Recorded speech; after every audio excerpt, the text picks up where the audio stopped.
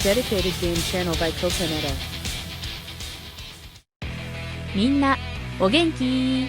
さて、始まりの話題は、この後のリバランスにもつながるんだけど、セガヒデもチャンピオンリーグじゃなきゃいけないのか？ってことで、バトル報酬にはかなり格差あるけど、リーグ報酬はどうなんだろう？そんな疑問を再確認すると、おや？確かに差はあるけど、マスターリーグでも結構な報酬受け取れてあまり差は感じられない。そんな印象でした。さらにチャンピオンリーグにはそれなりの装備レベルが必要となりそうだけど、もうイベントがレギュラーとなってる感じあって、アップグレードコストはマーク1までならかなり少なくて済むよね。これならマーク1レベル12を上限にしちゃえば、バトルやリーグの報酬少なくたってバランスは取れるんじゃないかな。ふとそう思いまして、改めての確認でした。次はテストサーバーにまたリバランスがアップされたよね。しかもかなり大量で、さらにコストかけてるプレイヤーには、おいおいまたかよって感じの弱体化も含まれてるし、では早速アンダーラインある注目の項目のみってことで、まずケストレルか。回復については結構な弱体化だけど、メインのデスマーク、追加ダメージはそのままで、射程が150メートル。これはほぼシェンローとおちょこち専用っぽくなるね。次にマザーシップではようやくミュートの効果時間が7秒に、まあいずれ5秒くらいまで短縮されるね。これはようやく普通のバトルができるようになるね。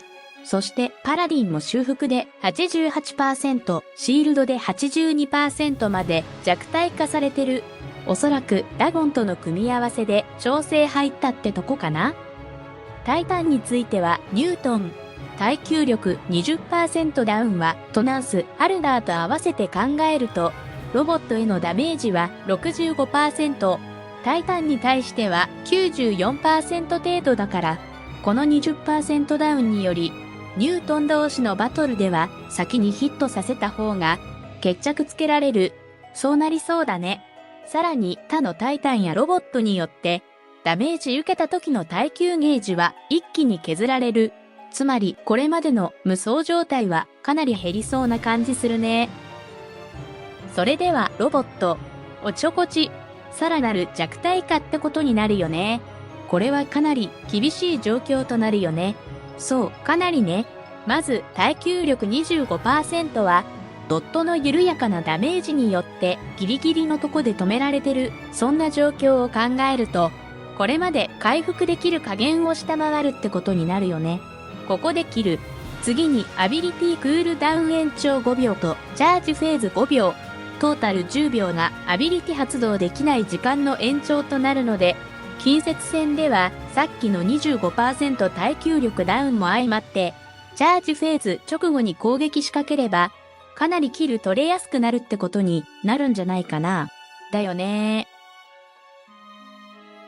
次のオフィオンもかなりの問題となりそう。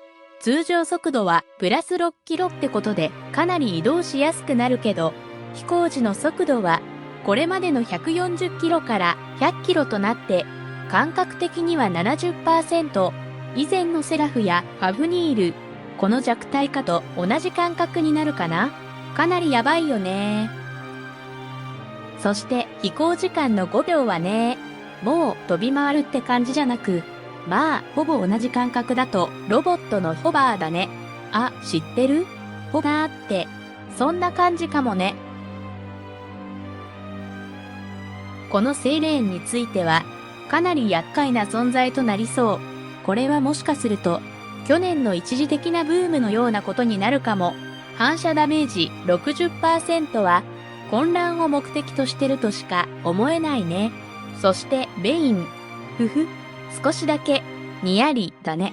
そしてこのシンブラスト系は決して威力高くないと思うんだけど、これだけの弱体化ということは、放射線系の 10% バフ。これを受けてこちらを下げよう。そんな意図も感じられる。もしそうであれば納得もできるんだけどね。どうなんだろう。スラッグ系も弱体化だね。ダメージは基本 25% 下げられる一方で、拡散は 20% 絞られる。射程は600メートルに延長。これは近接戦使用から遠近療養としての武器に変わる感じだね。そして最後は、なんと、って感じだね。ついにあの間違い表記を本当に採用しました。そう、射程を抑えて、かつ分散させるって、これは確認してみましょう。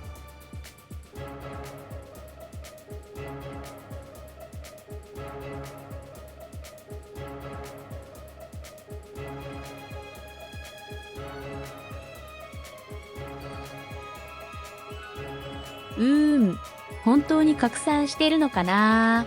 ということで、これが今後のテストサーバーで変更されて、3月のアップデートあたりで変更されるんだろうね。それじゃ今回はここまでで、この後はエレクトリック系リンクス。これもまた結構使いづらいけど、近接戦ダメージは時間軸で考えると相当内力あって、まあ使えるかなーって感じでした。ご視聴いただきありがとうございます。おやすみなさい。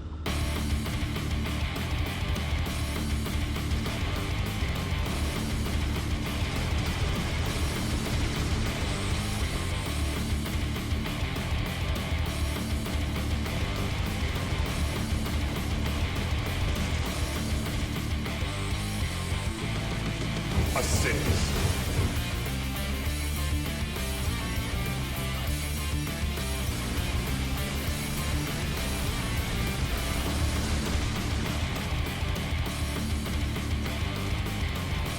Assist.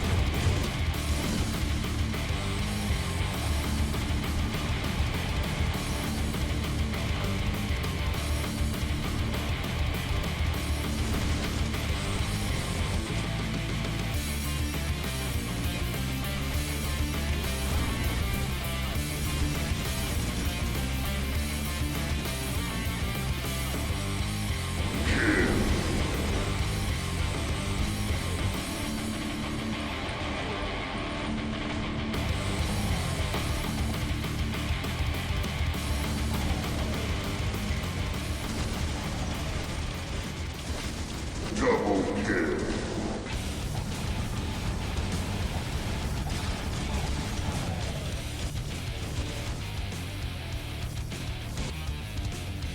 Triple kill.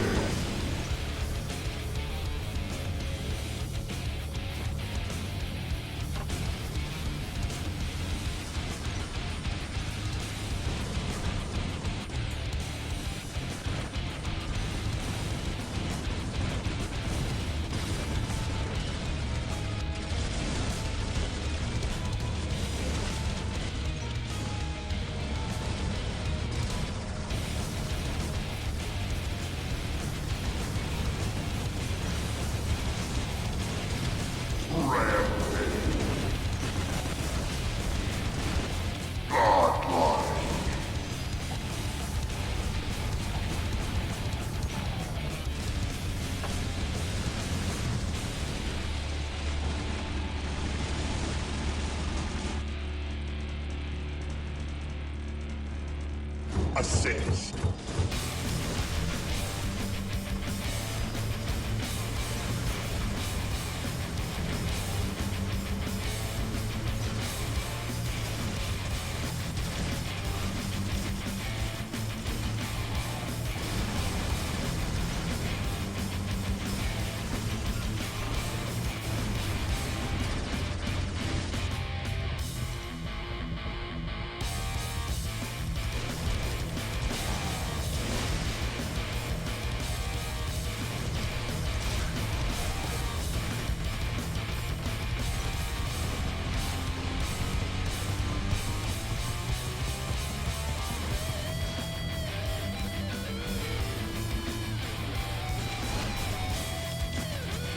Titan Slayer.